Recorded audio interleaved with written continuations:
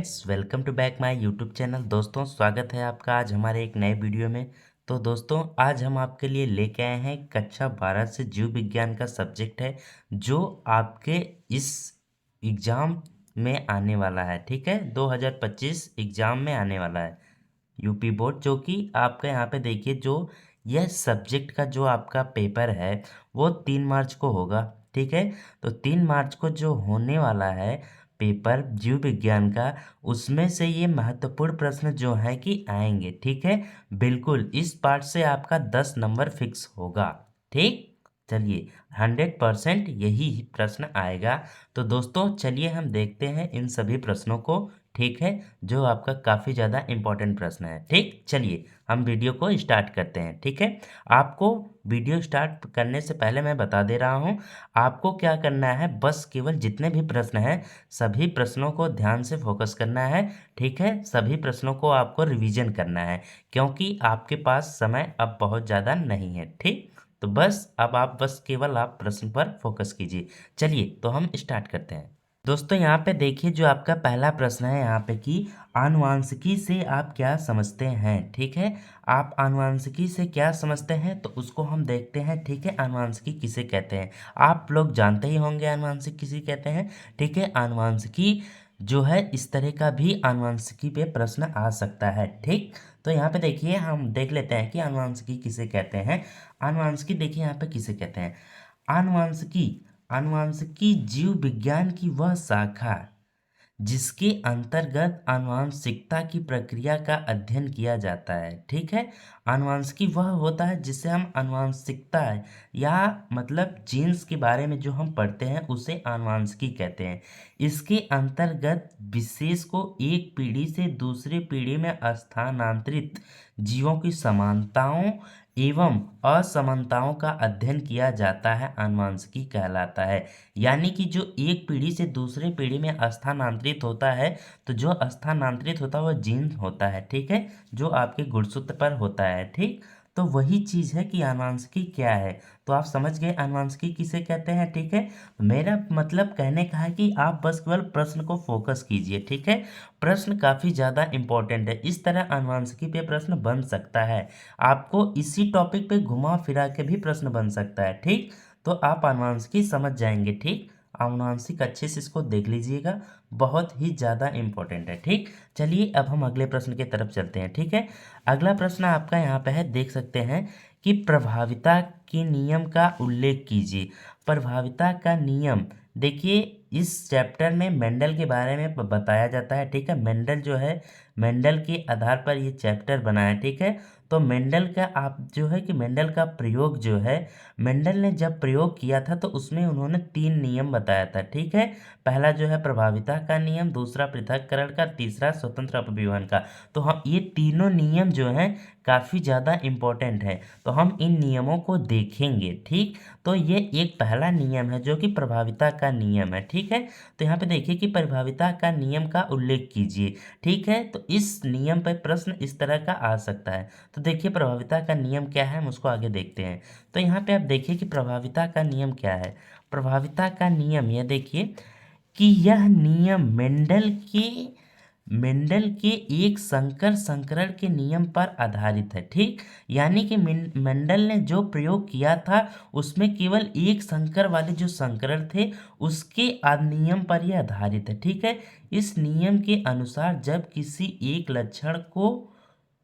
लक्षण की मतलब एक ही लक्षण होगा उसका, उसके दो कारकों के मध्य संकरण कराया जाएगा।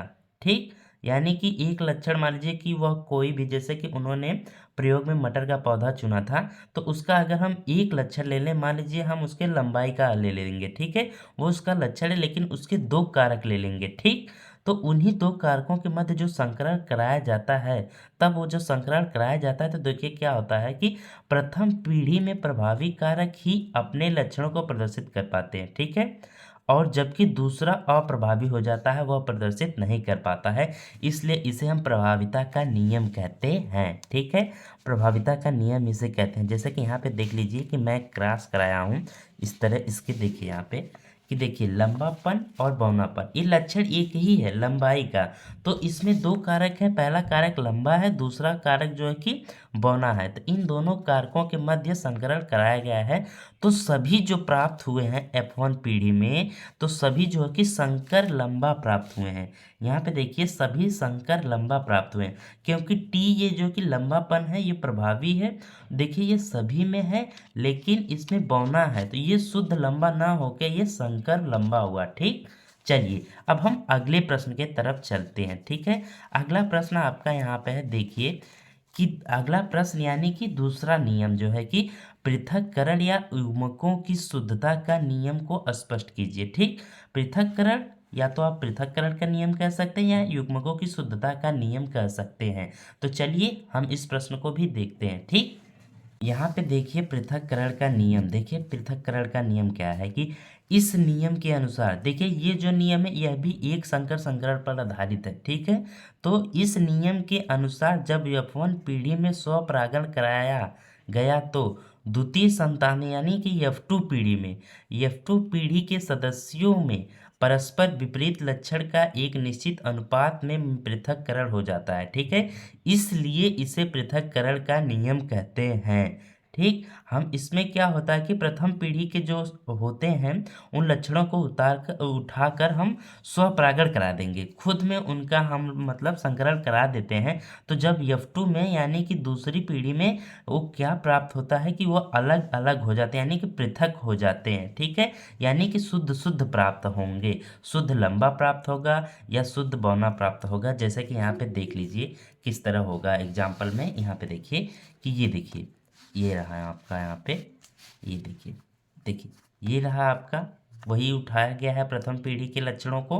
ठीक है, और यहाँ पे देखिए क्या है, यहाँ पे देखिए शुद्ध लंबा प्राप्त हुआ और शुद्ध बौना प्राप्त हुआ। ठीक, ये दोनों पृथक हो चुके हैं, अलग अलग हो चुके हैं, बाकी ये संकर लंबा ही है। ठीक, ये संकर लंबा है। ठीक, संकर लंबा है, इसको कोई मतलब नहीं, आपको बस केवल ये देखिए। ठीक, तो इस तरह आप क्रॉस भी कराएंगे पेपर में। ठीक है, अगर यह प्रश्न आ जाएगा तो सिंपली आपको इन युग्मकों के बीच संकरण कराना पड़ेगा। ठीक है, जिससे एग्जामिनर ये ना देख के, ये देख कर पूरा आपका 4 नंबर फिक्स कर देगा, क्योंकि ये 4 नंबर में आता है। ठीक है, चलिए अब हम अगले प्रश्न के तरफ चलते हैं। ठीक है, अगला प्रश्न क्या है, यानी कि तीसरा नियम।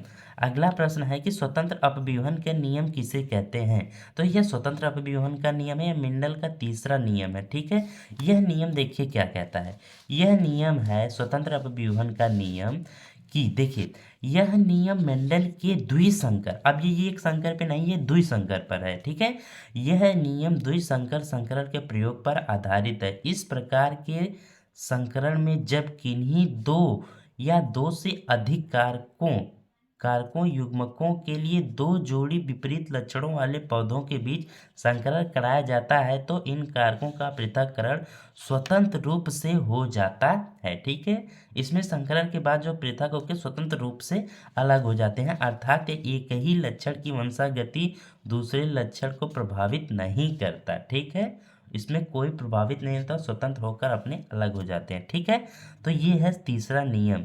जैसे कि यहाँ पे देखिए उदाहरण इसका है, उदाहरण में इसका है जैसे कि जब दो लक्षणों को जैसे कि बीज का आकार हो गया, बीज का रंग हो गया। ठीक है, ये दो लक्षण हैं, लेकर एक साथ संकरण जब कराया गया तो F2 पीढ़ी में जो लक्षण हुआ वह स्वतंत्र रूप से अपने आप को प्रकट कर रहे हैं। ठीक है, जैसे कि आकार है उसका अलग। ठीक है, वो अपने स्वतंत्र रूप से आ गया, और इसका रंग जैसे कि हरा नीला जो भी आया, मतलब वो भी अपना स्वतंत्र रूप से अपना प्रभाव दिखा दिया। ठीक है, अब चलिए ये रहा तीसरा नियम। अब हम अगले प्रश्न की तरफ चलते हैं। देखिए आप इस पे फोकस ना करके आप बस केवल प्रश्न को देखिए, क्योंकि जितना अगर इस समय में, इस फरवरी महीने में मतलब पेपर होता है, इस महीने में आप जितना ज़्यादा से ज़्यादा प्रश्न को रिवीजन करेंगे, जितना फोकस होगा आपका प्रश्न पर, उतना ही आसानी से आप एग्जाम में कर पाएंगे। ठीक है,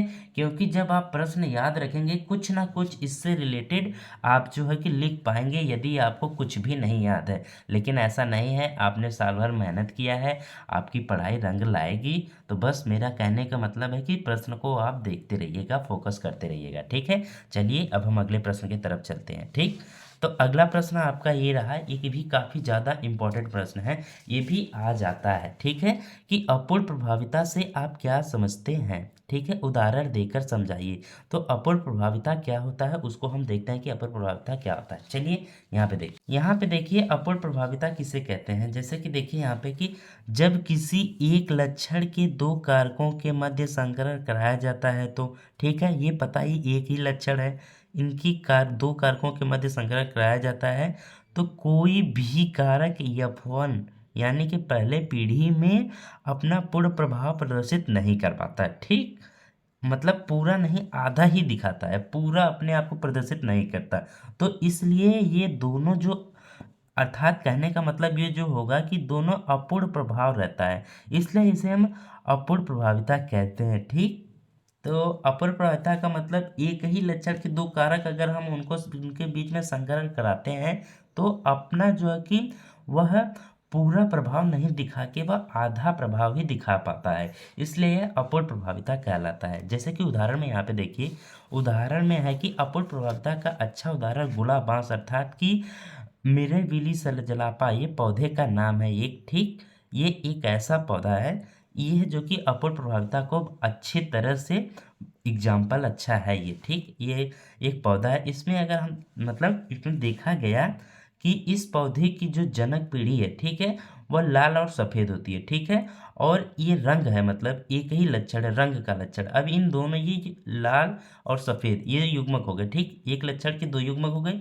और इन पुष्पों के मध्य जब संकरण कराया गया तो F1 पीढ़ी में ना तो लाल आया ना सफ़ेद आके, ये दोनों का मिलके आधा आधा गुलाबी हो गया। ठीक है, थोड़ा आधा इसका आधा इसका, तो आप लाल रंग और सफ़ेद रंग को मिलाएंगे तो गुलाबी हो जाता है। ठीक है, तो गुलाबी रंग का पुष्प प्राप्त होता है, अर्थात F1 पीढ़ी में लाल और सफ़ेद दोनों पुष्प वाले पौधे का अपूर्ण प्रभाव देखने को मिलता है। ठीक है, ये है अपूर्ण प्रभाविता का मतलब उदाहरण। ठीक, अब इसका हम क्रॉस करा के भी आपको दिखा देते हैं कि क्रॉस की करा के यहाँ पे देखिए, जैसे कि आपका यहाँ पे देखिए है कि कैपिटल आर और स्मॉल आर, ये लाल रंग है, ये सफ़ेद रंग है। इन दोनों के क्रॉस में आप देखिए कि दोनों का पूरा लाल भी है, पूरा आधा, और सफ़ेद भी है, लाल भी है सफ़ेद भी है, तो ये मतलब सब ये क्या है कि ये गुलाबी बन जाएगा। ठीक है, ये गुलाबी रंग बन जाता है। ठीक, गुलाबी रंग का पुष्प हमें प्राप्त होता है। ठीक है, चलिए अब हम अगले प्रश्न की तरफ चलते हैं। ठीक है, अगला प्रश्न यहाँ पे देखिए, काफ़ी ज़्यादा ये भी इम्पोर्टेंट है, कभी कभी आ जाता है। एक छोटा सा प्रश्न है कि सहप्रभाविता किसे कहते हैं। ठीक, सहप्रभाविता किसे कहते हैं, यहाँ पे देखिए सहप्रभाविता किसे कहते हैं।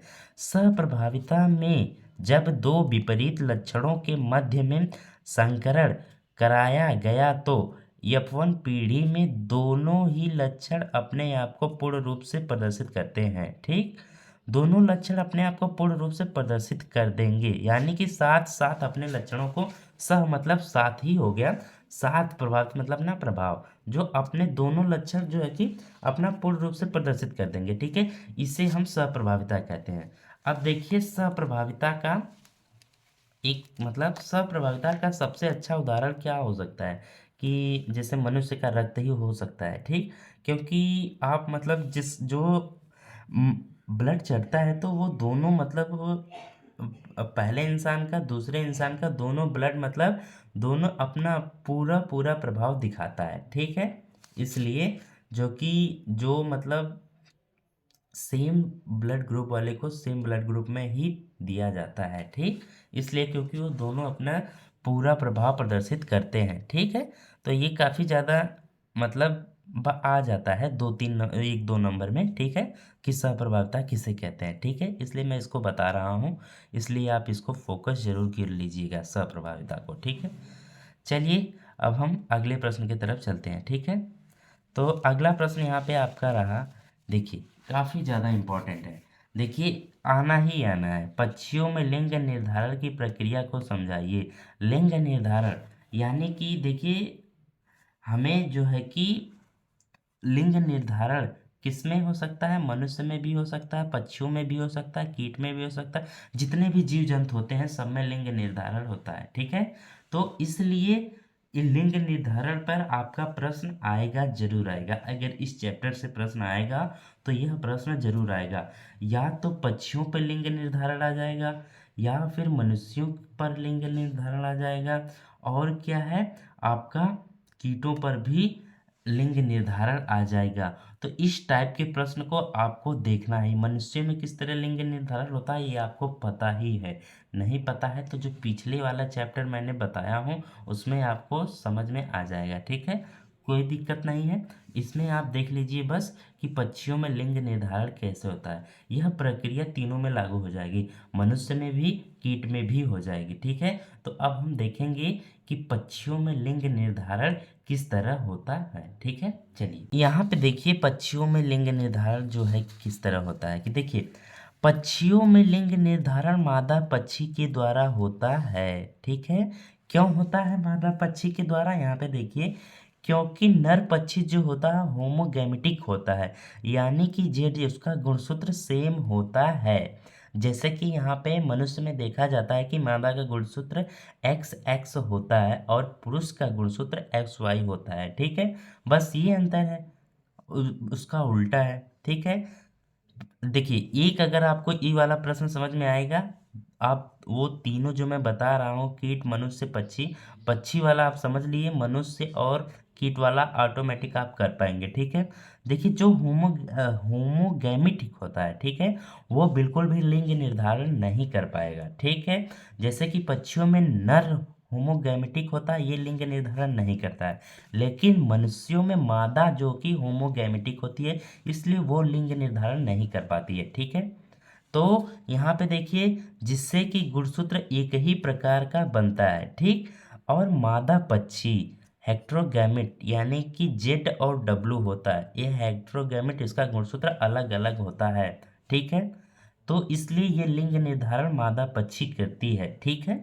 तो और ये जब करेगी तो जेड और दो है तो ये दो प्रकार के अंडाणु का निर्माण करती है, ठीक है। अभी हम इसका क्रॉस भी देख लेते हैं, ठीक। यहाँ पे देख लीजिए, देखिए देख लीजिए यहाँ पे, ये मादा पक्षी रहा, ये नर पक्षी रहा। अब यहाँ पे इसका हमने संकरण कराया तो जेड जेड, और यहाँ पे देखिए यानी कि नर नर, मादा मादा, लिंग निर्धारण मादा कर रही है, ठीक है, नर नहीं कर रहा है। तो इस तरह आप अगर कर लेंगे तो काफ़ी ज़्यादा समझने में प्रश्न की उत्तर को आसानी हो जाती है, ठीक है। ये आपको करना ज़रूरी है, ठीक। तो ये रहा आपका पक्षियों में लिंग निर्धारण, ठीक है। अब हम चलेंगे अगले प्रश्न की तरफ, ठीक। तो अगला प्रश्न समझने से पहले मैं बता दूं ये आपको एक बात, कि अब अगर अब जो वीडियो आपको मिलेगी, मतलब जो भी आपको वीडियो दिया जाएगा, अब इस चैप्टर वाइज करके नहीं दिया जाएगा, ठीक है। अब आपको पूरा स्लॉट करके दिया जाएगा, मतलब पूरे सब्जेक्ट का, सॉरी, मतलब पूरे चैप्टर का वही प्रश्न, वही टॉपिक उठाया जाएगा जो आपके बोर्ड में आएगा, ठीक है। जिससे आपको सभी इम्पोर्टेंट हाईलाइट क्वेश्चन, PYQ सभी मतलब मिला करके वही क्वेश्चन छांट कर आपको दिया जाएगा। बिल्कुल भी चैप्टर वाइज नहीं रहेगा, ठीक है। क्योंकि आपको जब एग्जाम में बैठेंगे प्रश्न को, बस मेरा कहने का मतलब है प्रश्न याद कीजिए, ठीक है। उत्तर बिल्कुल भी मत याद कीजिए। लेकिन इस समय उत्तर आपको तो याद होना ही जरूरी है, नहीं तो अगर लिखेंगे क्या अगर उत्तर नहीं याद रहेगा। मेरे कहने का मतलब है प्रश्न अगर याद रहेगा तो भी आप उत्तर आप लिख पाएंगे। देखिए मैं अपनी बात बताता हूँ, जब मैं रिवीजन करता था तो देखिए उसमें क्या होता था, मैं उत्तर को, मतलब जब मैं छोटा था, ठीक है, जब मैं इंटरमीडिएट में नहीं था, ठीक, उससे पहले, उससे नीचे वाली क्लास में जब था, मैं प्रश्न प्रश्न को बिल्कुल भी फोकस ना करके मैं उत्तर को अच्छे से पूरा रिवीजन कर लेता था। लेकिन जब मैं एग्जाम में बैठता था तो मेरे मार्क्स कम हो जाते थे, मैं लिख नहीं पाता था। क्यों? क्योंकि मैं प्रश्न याद नहीं करता था, बस केवल उत्तर याद कर लेता था, ठीक है।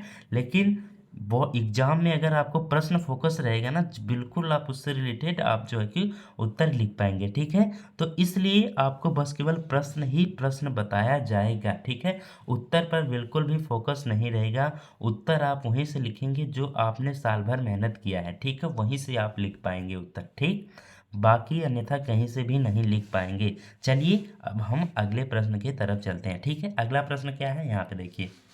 अगला प्रश्न है आपका, काफ़ी ज़्यादा इम्पोर्टेंट प्रश्न है कि हीमोफीलिया किसे कहते हैं। देखिए यहाँ पे हीमोफीलिया किसे कहते हैं तथा इसकी वंशागति को स्पष्ट कीजिए।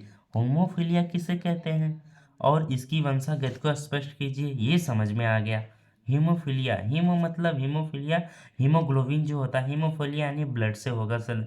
इस तरह अगर प्रश्न को आप फोकस करेंगे तो आप बिल्कुल बना लेंगे और अच्छे से लिख पाएंगे। ठीक है, बस प्रश्न फोकस। तो चलिए हम देखते हैं पहले हीमोफीलिया किसे कहते हैं। ठीक, हीमोफीलिया किसे कहते हैं, तो यहाँ पे आप देखिए हीमोफीलिया किसे कहते हैं। देखिए, हीमोफीलिया को ब्लीडर रोग भी कहते हैं। हीमोफीलिया किसे कहते हैं, हीमोफीलिया को ब्लीडर रोग भी कहते हैं। क्या होता है ब्लीडर रोग, आगे देखते हैं। क्योंकि इस रोग में रोगी व्यक्ति को चोट लग जाने पर रुधिर का थक्का नहीं जमता है। ठीक, और रुधिर का लगातार बहता रहता है। ठीक, रुधिर लगातार बहता रहता है जिससे रोगी व्यक्ति की मृत्यु हो जाती है। देखिए काफ़ी खतरनाक बीमारी है। मान लीजिए आपको कहीं भी चोट लग जाती है। ठीक है, आपका कट जाता है, अगर आप इस रोग से ग्रसित हैं। देखिए सबसे पहली बात तो ये अनुवांशिक बीमारी होती है। ठीक है, ठीक, सबसे इम्पोर्टेंट बात। और अनुवांशिक बीमारी का इलाज बिल्कुल भी नहीं होता है। ठीक है, यह रोग जो है, यह रोग अनुवांशिक बीमारी है।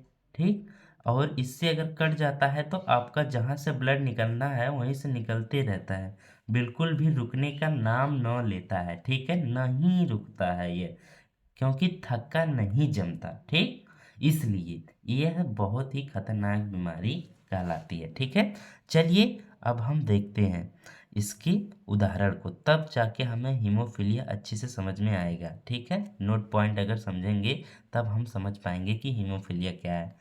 तो यहाँ पे देखिए क्या है, 3 से 5 मिनट में रुधिर का थक्का बन जाना चाहिए। नहीं बना भाई, आप इस रोग से ग्रसित हैं। ठीक है, क्योंकि आप हीमोफिलिक हैं। ठीक, और काफ़ी ज़्यादा ये महत्वपूर्ण बात है, महिला केवल वाहक होती है, पुरुष पुरुष इसका जो है कि ग्रसित रोगी होता है। ठीक है, महिला बस केवल वाहक होती है। ठीक, आगे देखिए नोट पॉइंट में कि हीमोफीलिया की जो जीन्स होते हैं वह एक्स गुणसूत्र पर आधारित होते हैं। ठीक है, स्त्रियां केवल इस रोग की वाहक होती हैं जबकि पुरुष हीमोफिलिक होता है। ठीक, वही बात है आपका।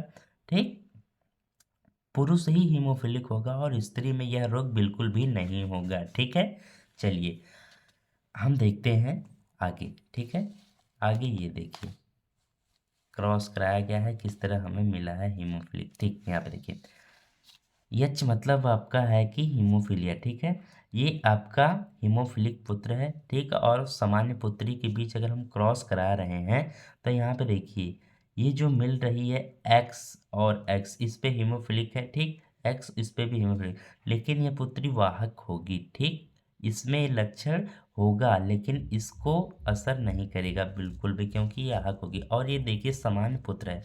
अब इन दिनों के बीच इनके लक्षण को उठाते हैं। अभी तो ये F1 पीढ़ी था, अब F2 में लेके चलते हैं, क्रॉस कराते हैं, देखिए क्या मिलता है हमें। ठीक है, यहाँ पे देखिए वाहक पुत्री और सामान्य पुत्र के बीच हम क्रॉस करा रहे हैं, तब देखिए क्या मिल रहा है।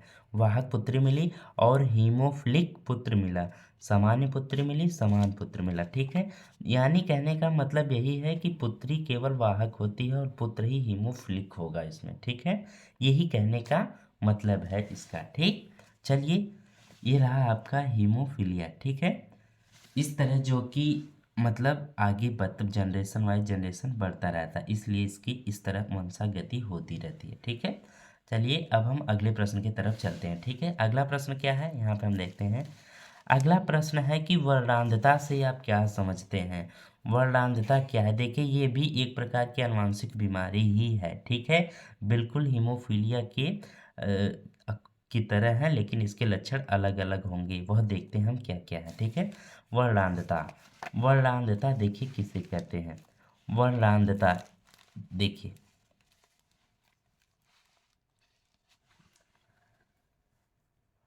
इस रोग से पीड़ित रोगी लाल और हरे रंग का अंतर नहीं कर पाता है, ठीक है। इसलिए इस रोग को लाल हरा अंधापन, प्रोटान दोष या डेल्टोनिज्म या वर्णांधता कहा जाता है, ठीक है। इस रोग की जीन्स यक्स गुणसूत्र पर पाया जाता है, इसलिए स्त्रियां अप्रभावी जीन्स का वाहक होती हैं और यह केवल पुरुषों में दिखाई देता है, ठीक। वही बात है, उसी तरह आप इसमें भी क्रॉस करा सकते हैं जिस तरह आपने हीमोफीलिया में कराया है, ठीक है। इस तरह आपको इसमें कराना पड़ेगा, ठीक है, तब जाके एग्जामिनर अच्छा नंबर देगा। वर्णांधता में क्या होता है, इसमें जो व्यक्ति होता है वह लाल और हरे रंग का अंतर स्पष्ट नहीं करता है, ना उसको लाल रंग दिखाई देता है ना हरा रंग दिखाई देता है। बड़ी बात यह है कि इस रोग से ग्रसित व्यक्ति का जो है कि जैसे कि रेलवे वोल्वे में उसका जो है कि नौकरी लगना इम्पॉसिबल हो जाता है, नहीं लग पाता है, क्योंकि इस रंग को, क्योंकि उसमें आप लाल बत्ती और हरी बत्ती ही मतलब दिखाया जाता है। जैसे कि लाल बत्ती दिखती है तो ट्रेन रुक जाती है, और हरी बत्ती जब दिखती है तो ट्रेन चलने लगती है। और ट्रैफिक पे, तो ट्रैफिक पुलिस में भी इसका जो है कि मतलब नहीं जॉब लग पाता है इस ग्रसित व्यक्ति का, ठीक है, वर्णांधता से, ठीक है। यह देखिए स्त्रियां क्यों वाहक होती हैं, क्योंकि इनके जो जीन्स होते हैं ना वह यक्स गुणसूत्र पर होते। अगर ये वाई पे होते तो शायद, मतलब मेरे कहने का मतलब एक मैं कल्पना कर रहा हूँ कि अगर ये इनकी जीन्स वाई गुणसूत्र पर होते तो शायद स्त्रियां ग्रसित होती और पुरुष वाहक होते, ठीक है। लेकिन यह इनकी जीन्स यक्स गुणसूत्र पर उपस्थित होने के कारण स्त्रियां वाहक और पुरुष पुरुष ग्रसित होते हैं, ठीक है। ये आनुवंशिक दोनों बीमारियां हुई और काफ़ी ज़्यादा इम्पोर्टेंट हैं। यह दोनों आएंगी, इसमें से या तो हीमोफीलिया या आपका वर्णांधता आएगा, ठीक है, जरूर आएगा, ठीक। चलिए अब हम अगले प्रश्न की तरफ चलते हैं। इन दोनों प्रश्नों को आप अच्छे से देख लीजिएगा, ठीक है। चलिए अब हम अगले प्रश्न की तरफ चलते हैं, ठीक है।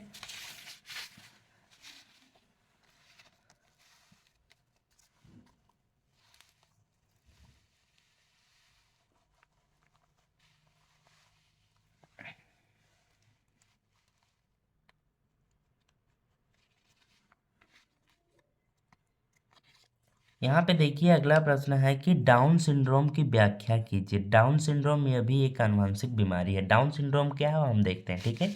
यहाँ पे देखिए डाउन सिंड्रोम क्या है, ठीक। यह रोग 21वीं जोड़ी, यानी जो दैहिक कोशिका होती है, आप जानते हैं कि मनुष्य में गुणसूत्रों की संख्या 23 जोड़ी होती है, ठीक है, जिसमें से एक 23वीं जोड़ी लिंग मतलब वह जो जोड़ी गुणसूत्र होते हैं वह लिंग मतलब निर्धारण करने पे होते हैं। बाकी जो 22 जोड़ी होती है वो आपकी दैहिक गुणसूत्र होते हैं, ठीक है।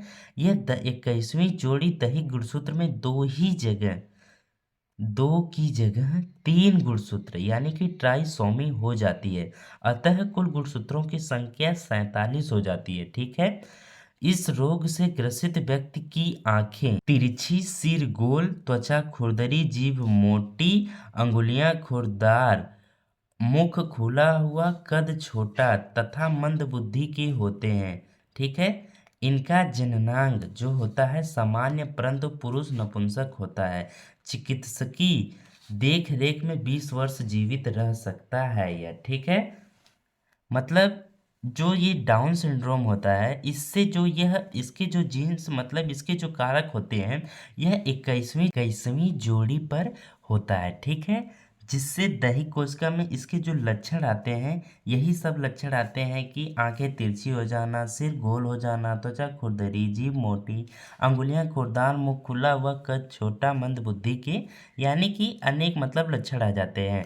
और यह जो है इससे ग्रसित जो व्यक्ति होता है वह बस केवल 20 वर्ष तक जीवित रह सकता है चिकित्सीय देखरेख में, वह भी मतलब हॉस्पिटल में ही रहेगा, ठीक है। इसलिए वह 20 वर्ष तक जीवित रह सकता है। घर लाने पर शायद अगर मान लीजिए इस तरह का कोई होता है तो वह मतलब अगर चिकित्सीय देखरेख में न रहा तो शायद तुरंत एक्सपायर हो जाएगा, या फिर चिकित्सकीय देखरेख में वह 20 वर्ष तक जीवित रह सकता है, ठीक है। चलिए अब हम अगले प्रश्न की तरफ चलते हैं, ठीक है। अगला प्रश्न है आपका, यह भी देखिए काफ़ी ज़्यादा इम्पोर्टेंट है। क्राई डू चाइल्ड सिंड्रोम से आप क्या समझते हैं? यह भी एक प्रकार का सिंड्रोम है, ठीक है, यानी कि यह भी अनुवांशिक बीमारी है। जो मतलब किस तरह यह बीमारी है इसको हम भी देख लेते हैं, ठीक है। देखिए यह जो क्राई डू चैट सिंड्रोम है, इससे क्या है, देखिए यह गुणसूत्र की संख्या में विलोपन या कमी, अब तक तो उसमें बढ़ रहा था, इसमें देखिए कमी हो गया था, ठीक है। यानी कि किस की स्थिति, यानी कमी की स्थिति में यह सिंड्रोम होता है, और यह पांचवी जोड़ी गुणसूत्र में छोटी भुजा की विलोपन के फलस्वरूप होती है, ठीक है। इस सिंड्रोम से पीड़ित शिशु के रोते समय असमान रूप से बिल्ली की ध्वनि म्याऊ ध्वनि उत्पन्न होती है, इसलिए इसे म्याऊ सिंड्रोम भी कहते हैं। म्याऊ सिंड्रोम भी आप कह सकते हैं इसे, ठीक है, क्योंकि जो शिशु होता है रोते समय वह बिल्ली की आवाज़ निकलती है, म्याऊ म्याऊ की आवाज़, ठीक है, इसलिए इसे म्याऊ सिंड्रोम भी कहते हैं, ठीक। चलिए अगले प्रश्न की तरफ हम चलते हैं, ठीक है। अगला प्रश्न है आपका, यहाँ पे देखिए कि टर्नल सिंड्रोम से होने वाले लक्षण को समझाइए। टर्नल सिंड्रोम पर भी आ सकता है। देखिए ये जो होता है ये लिंग निर्धारण की मतलब सिंड्रोम होते हैं, ठीक, जो कि ये सिंड्रोम आपके मतलब लिंग गुणसूत्र जैसे कि 23वीं जोड़ी में होते हैं, ठीक है। जैसे कि यहाँ पे देखिए क्या कैसे होते हैं, ये देखिए टर्नल सिंड्रोम किस तरह, देखिए इस सिंड्रोम से ग्रसित स्त्रियों में लिंग गुणसूत्रों में मोनोसोमिक अवस्था आ जाती है, जिससे कुछ गुणसूत्रों की संख्या 45 हो जाती है, ठीक है, हो जाती है। टर्नल सिंड्रोम से ग्रसित स्त्रियां जननांग अल्प विकसित होते हैं, इसके कारण ये बंद या बांझिन हो जाते हैं, यानी कि जिससे मतलब बेबी मतलब जनरेट नहीं कर पाती, यानी कि बच्चा पैदा नहीं कर पाते हैं, और इनका वक्ष चपटा व कद छोटा हो जाता है, ठीक है। वयस्क अवस्था में भी ये सामान्य लड़कियों के जैसे दिखती हैं। इनमें एस्ट्रोजन हार्मोन्स का अभाव होता है, ठीक है। ये टर्नल सिंड्रोम ये है, ठीक। इसमें जो है कि 23वीं जोड़ी में ये होता है, जिसमें कि इसमें भी कम मोनोसोमिक कदे कम हो जाते हैं, जिससे गुणसूत्रों की संख्या 45 होती है, ठीक है। यही सब लक्षण इसके आते हैं, और ये स्त्रियों में होती है, पुरुष इसके बस केवल वाहक हो सकते हैं, ठीक है। और यह बीमारी यह सिंड्रोम बस केवल स्त्रियों में होती है। चलिए अब हम अगले क्वेश्चन की तरफ चलते हैं, काफ़ी ज़्यादा इंपॉर्टेंट है और ये आया हुआ है, ये सभी आए हुए क्वेश्चन है, ठीक है, रिपीटेड क्वेश्चन है, ठीक। अब चलिए हम अगले क्वेश्चन को देखते हैं, ठीक। अगला क्वेश्चन यहाँ पे है, देखिए कि क्लाइनेफेल्टर सिंड्रोम किसे कहते हैं, ठीक है। क्लाइनेफेल्टर सिंड्रोम किसे कहते हैं, देख लेते हैं किसे कहते हैं हम। देखिए यहाँ पे क्लाइनेफेल्टर सिंड्रोम कि इस सिंड्रोम में व्यक्तियों के लिंग गुणसूत्रों में 2 की बजाय 3 हो जाती, अब तक तो उसमें कम हुआ, अब इसमें भी देखिए बढ़ गया, हो जाते हैं, अर्थात ट्राइसोमी अवस्था आ जाती है, जिससे गुणसूत्रों की संख्या XXY यानी कि 47 हो जाते हैं, ठीक है, जिससे इसमें स्त्री तथा पुरुष दोनों का लक्षण आ जाता है। इससे प्रभावित पुरुष नपुंसक होते हैं, ठीक है, यानी कि थर्ड जेंडर के इससे मतलब जो इस सिंड्रोम से जो ग्रसित व्यक्ति होंगे वह थर्ड जेंडर में आएंगे, ठीक है। तो ये क्लाइनेफेल्टर्स का सिंड्रोम है, ठीक। तो देखिए दोस्तों यही इंपॉर्टेंट प्रश्न रहा है इस चैप्टर का। इस चैप्टर से अगर प्रश्न बनेगा तो इतने प्रश्न के अंदर ही बनेगा, ठीक है, इससे ज़्यादा मतलब नहीं आएगा, ठीक है, ये गारंटी है पूरी, ठीक है। बस इन्हीं सभी प्रश्न को आपको रिपीट करना है और देखना है अच्छे से, ठीक है। चलिए बहुत अच्छा, आप इतने समय तक बने रहे, बाकी बहुत बहुत धन्यवाद, मिलते हैं अगले वीडियो में, ठीक है, तब तक के लिए धन्यवाद।